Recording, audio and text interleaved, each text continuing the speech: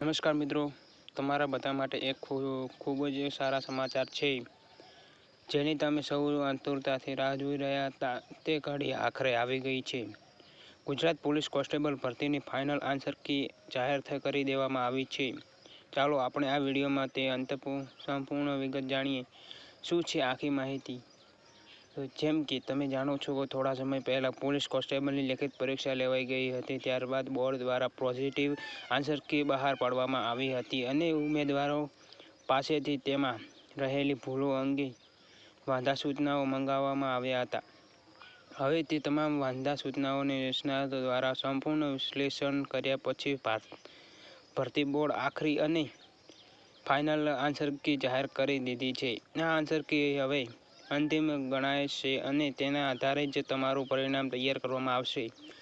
Final answer કીમાં શું ફેરફાર થાય છે? મળતી માહિતી મુજબ, નિષ્ણાતો સમિતિએ ઉમેદવારો દ્વારા મોકલવામાં આવેલી વાંધાઓની ચકાસણી કરી છે. જે પ્રશ્નો જવાબોમાં ભૂલ હતી અથવા એક કરતાં વધુ સાચા જવાબો હતા, તેવા પ્રશ્નોમાં જરૂરી સુધારા કરવામાં આવ્યા છે. કેટલાક કિસ્સાઓમાં અમુક પ્રશ્નોને રદ પણ કરવામાં આવ્યા છે, જેનો સીધો ફાયદો તમારા ઉમેદવારોને મળશે. આ ફેરફાર તમારા મેરિટ પર મોટી અસર કરી શકે છે. તેથી આ ફાઇનલ મેરિટ આન્સર કી તપાસવી ખૂબ જ જરૂરી છે. તમે તમારી ફાઇનલ આન્સર કી કયા અને કેવી રીતે જોઈ શકો છો? તમે ગુજરાત પોલીસ ભરતી બોર્ડ અથવા લોકરક્ષક ભરતી બોર્ડ LRDની સત્તાવાર વેબસાઇટ પર જઈને આ ફાઇનલ આન્સર કી ડાઉનલોડ કરી શકો છો.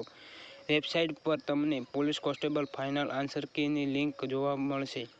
તેના પર ક્લિક કરીને તમે PDF ફાઇલ ડાઉનલોડ કરી શકો છો અને તમારા પ્રશ્નપત્ર સેટ મુજબ જવાબો ચકાસી શકો છો.